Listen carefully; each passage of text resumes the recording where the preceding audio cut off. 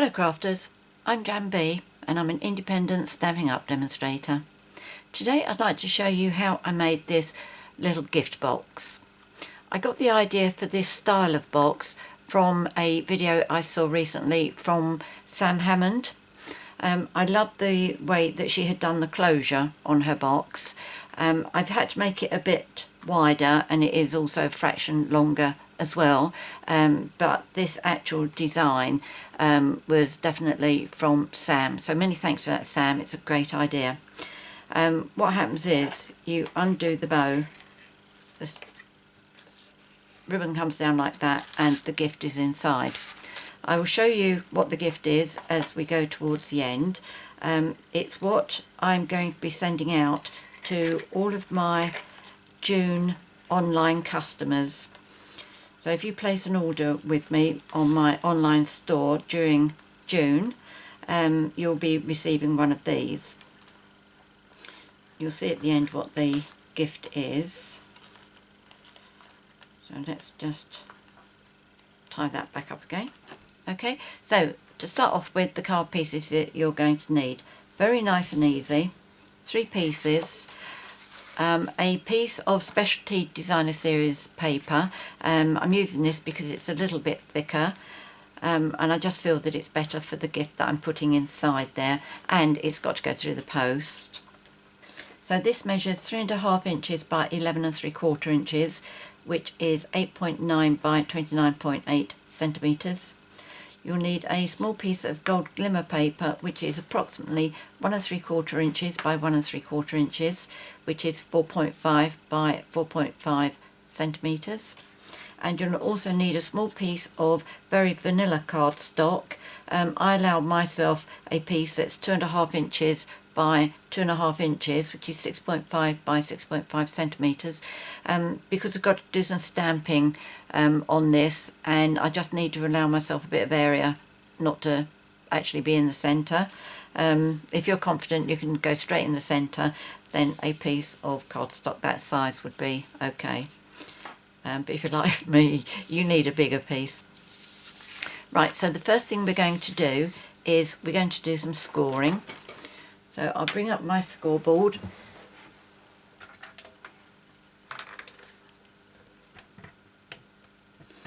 Now on this one there is a directional pattern. Now if it matters to you which way round your pattern goes, like on the front of my box here, the V's are going downwards, so they're like scales. On the back they're going upwards, which is rather like church windows to me. So if it matters, whichever way you want to be the correct way, whichever way you want to face upwards on the front of your box. Okay, I want this on the front of my box, so I'm going to start off with it round like that. So that is whichever way you want going upright on your box from bottom to top. Have the top of your design on your left hand side. I hope that makes sense. Right, now you're going to score this at 4.5 inches, 5 inches, 9.5 inches and 10 inches, which is 11.4, 12.6, 24 and 25.2 centimetres.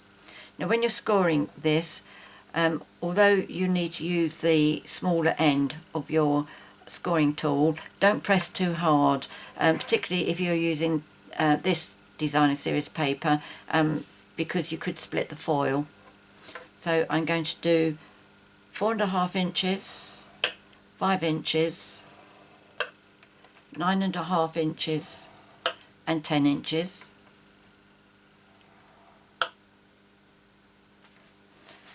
And then turn your cardstock clockwise 90 degrees, and then you're going to need to score at 1/2 inch, 3/4 inch, 2 3/4 inches and 3 inches, which is 1.2 centimetres, 1.9 centimetres, 7 centimetres and 7.7 centimetres. Okay, so that's half an inch. Again, don't press too hard, just slid off the end there. That's okay because that bit will be cut off. So that was half an inch, 3/4 of an inch. Now this line here was what is known as a happy mistake. I'll tell you about that in a moment. Then I want 2 3/4 inches, and then I need 3 inches. So that's all the scoring we need to do. Now we need to do some cutting. Now first of all we're going to cut, not those ones, oh here we go. If you've got the small section up this end, let's show you this side, easier, yes, okay, so you've got the small section on your right hand side and you've got the big section on your left hand side. Okay, so we're going to be cutting at the one in the middle here, and you just need to cut on either side up to the first score line, both sides, and then do a small miter on the actual tab. No need to worry about measuring that bit. And then turn it round and do the same on the other side, straight up to the first score line on both sides, and then do a miter inwards.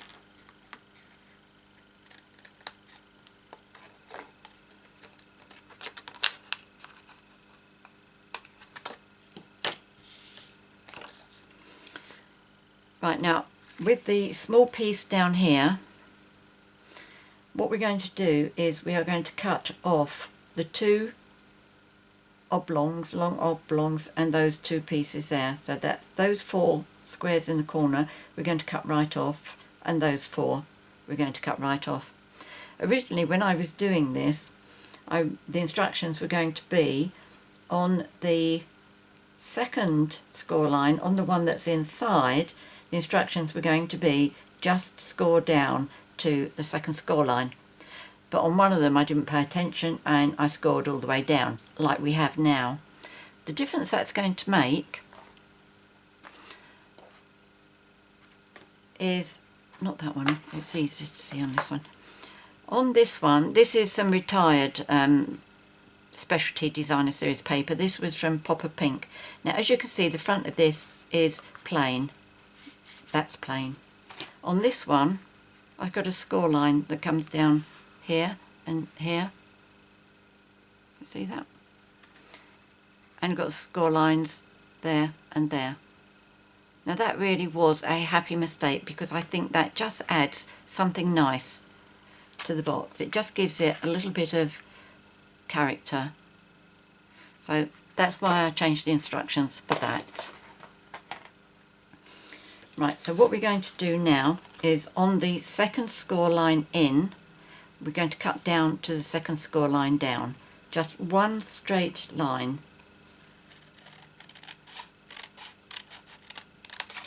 And then turn, and cutting on the second score line, cut as far as the second score line. So that should drop out like that. And we're going to do the same on this side.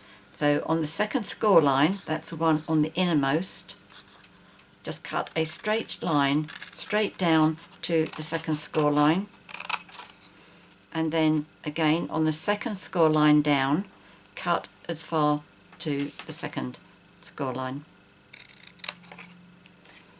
Didn't go quite far enough that time. There we go, that's fine.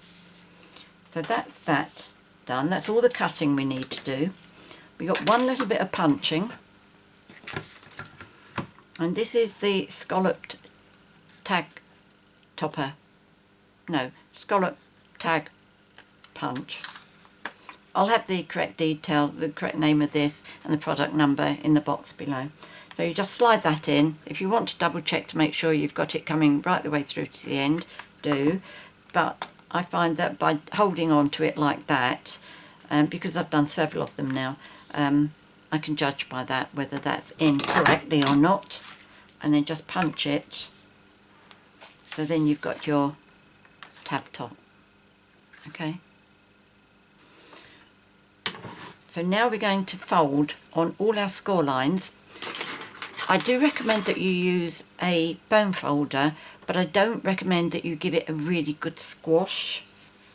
So fold that one over, make sure your lines line up as always, and then just a gentle run across with your bone folder. Now this one, and then make sure that your scored lines match up to the edges there. Now when you turn it sideways, the little tabs are okay, they can go in, but you're only going to fold on this outside score line. Do not fold on that one in there.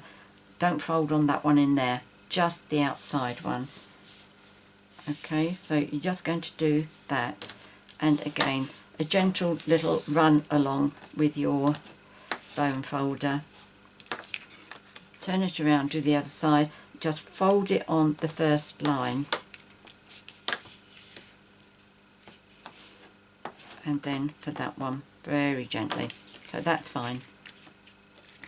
Oh, let's do these two as well, shall we?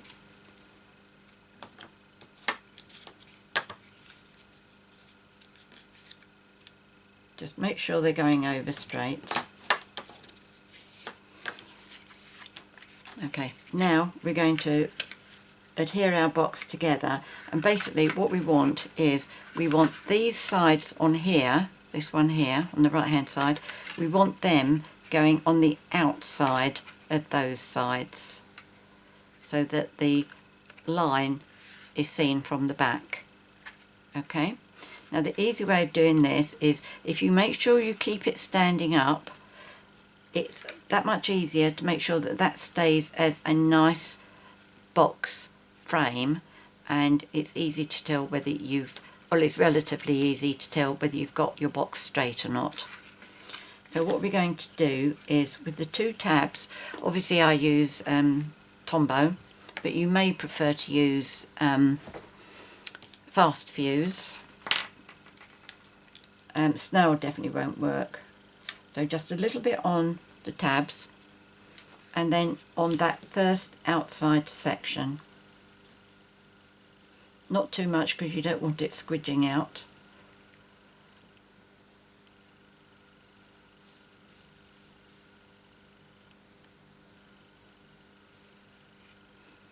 There's that one. And then this side.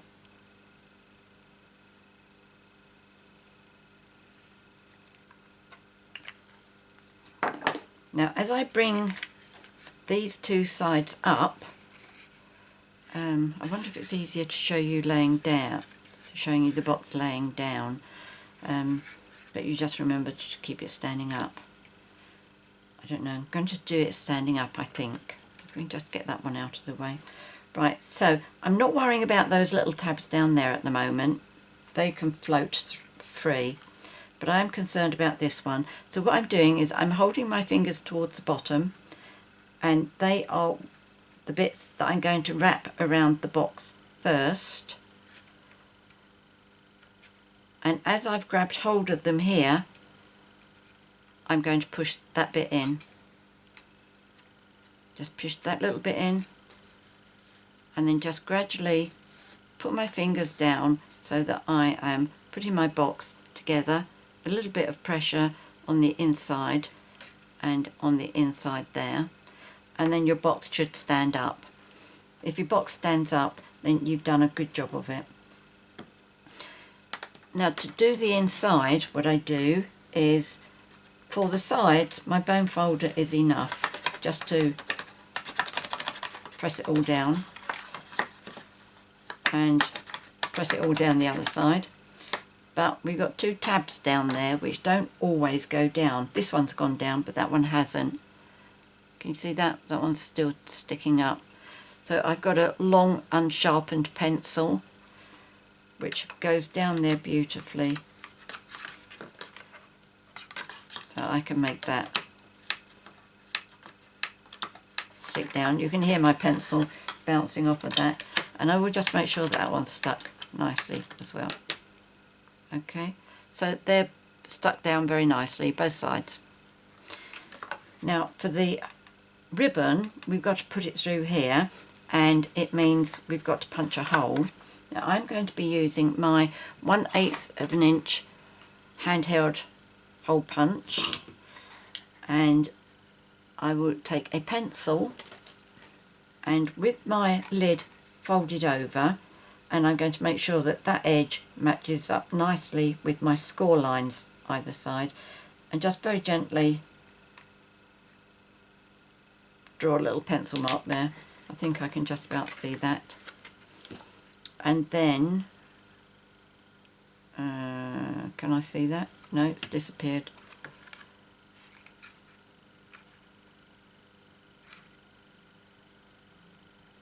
Yes, I can see it. I know where it is. Right, okay. So I'm going to put my hole punch there and just make the hole. Now for the ribbon, I'm using the 1/8 inch gold ribbon, and I'm going to take myself 10 inches. Get my ribbon scissors.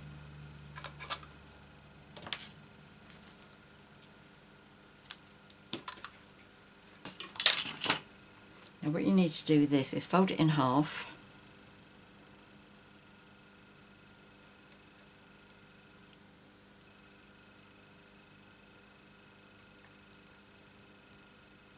and then this has got to go through there. So the easy way of doing it is either the end of your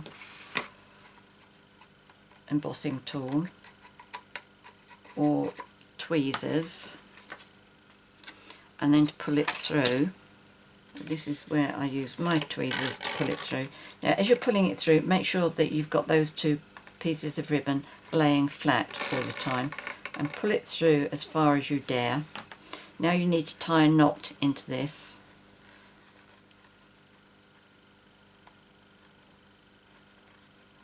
You need to get the knot as far to the end as possible, but don't pull it too tight. If you put it too tight, a bit of pressure and it's going to come through that hole. Okay, so that's the knot. Okay, now pull this back through here again and just turn it around, because you want to have your ribbons lying that way. Then you'll find it's a lot easier to do your bows. Now if I put the gift inside, and then I can do the stamping and do that bit. Right, okay, the reason I'm making these, and the reason why I don't mind using retired paper, is because these are going to be my thank you gifts for my June customers.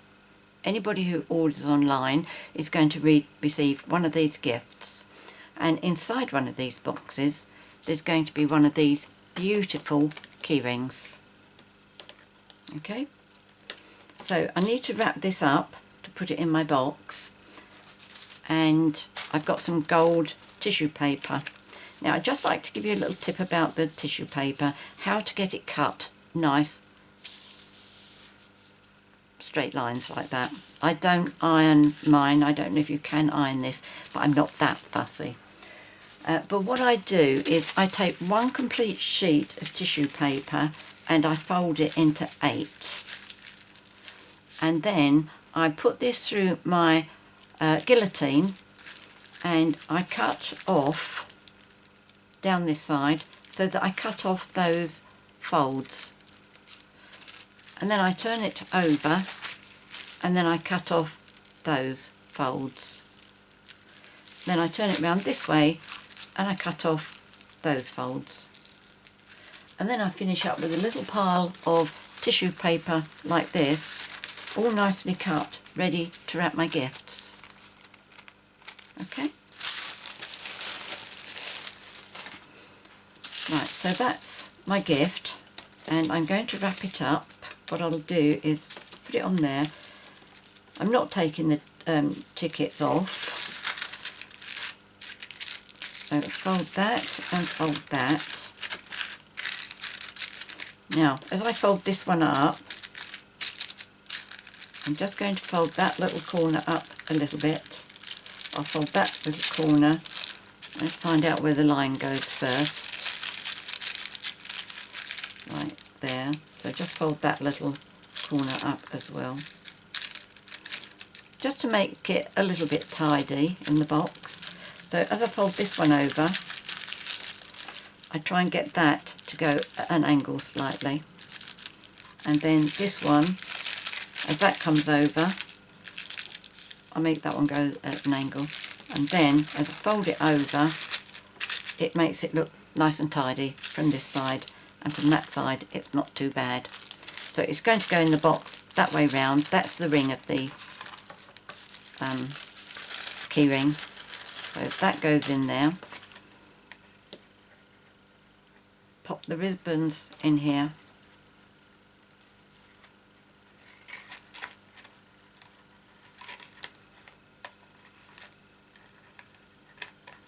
And then tie this in a bow.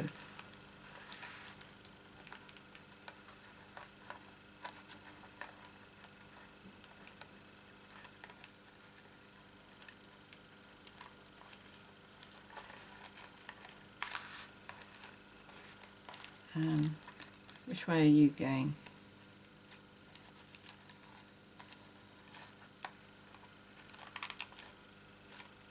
You're going sideways. Let's try that again. That's not right.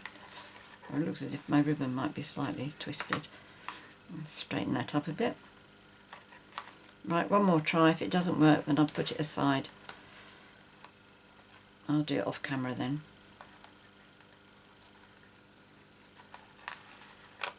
That's better. That's how it should work.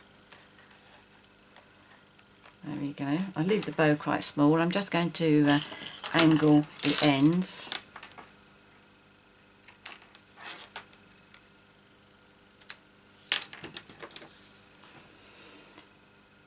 And what I'm going to do now is I'm going to stamp the sentiment, which is from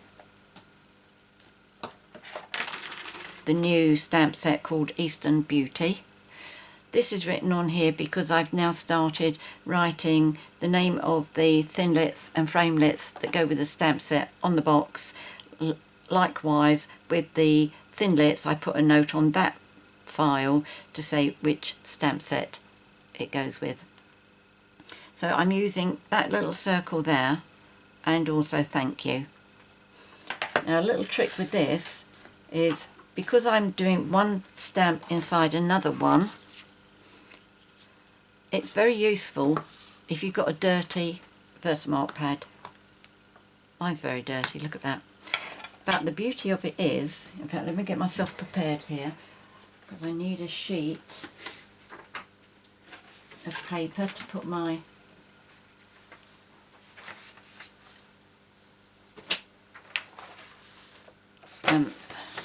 embossing powder on.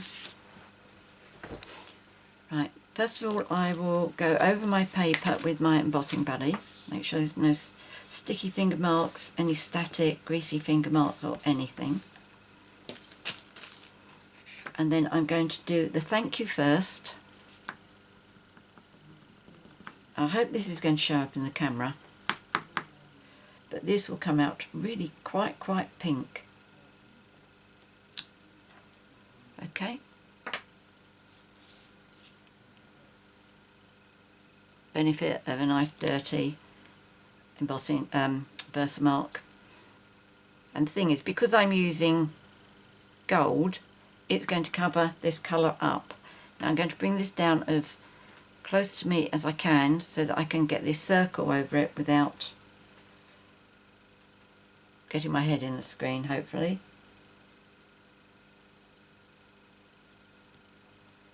And try not to squash too hard. There we go. So then I bring in my gold embossing powder.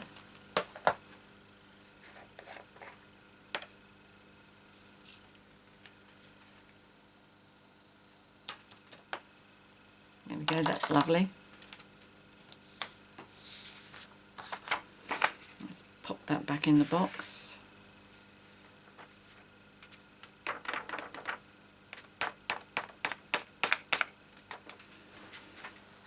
Sit that on there for the time being. Close it up before I get my heat gun out, heat tool. Right, this won't take long to do if I've got a pair of scissors here, not scissors, tweezers to hold this. So excuse the noise for a moment.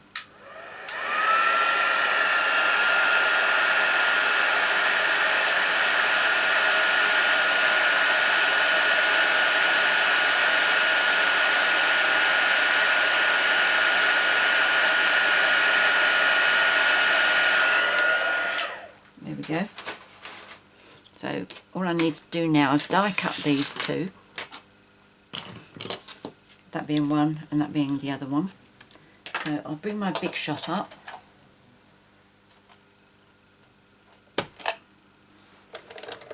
For the sentiment I'm using the stitched shaped framelits, and I'm using number 1 of the circles, and this just about fits around the dots of the circle.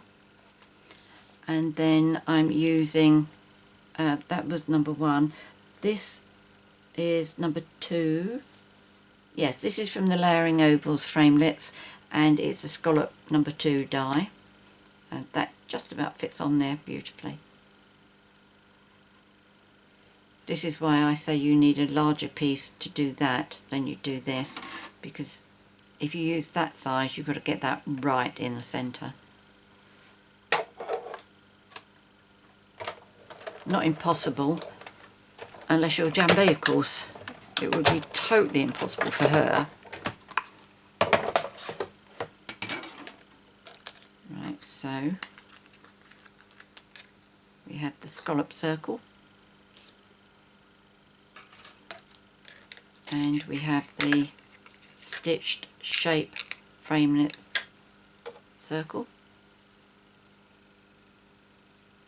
You may decide, because the circles are there, you don't really need the stitches, or you may decide on the stitches and not the circles. It's a choice.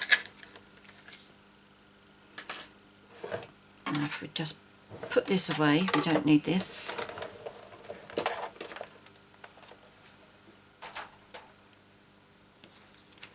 I'll bring this back, and I'm going to adhere my sentiment to my glimmer paper by using glue dots, and I'm just going to put 4 on here, and that north, south, east and west. I always check the last one because I quite often finish up with quite a large gap. That's better. And I'll use my tweezers to position this.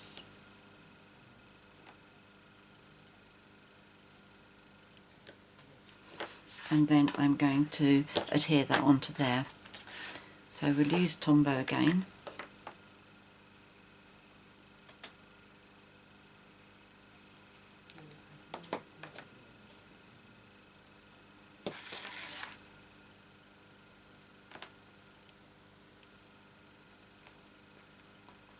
There we go.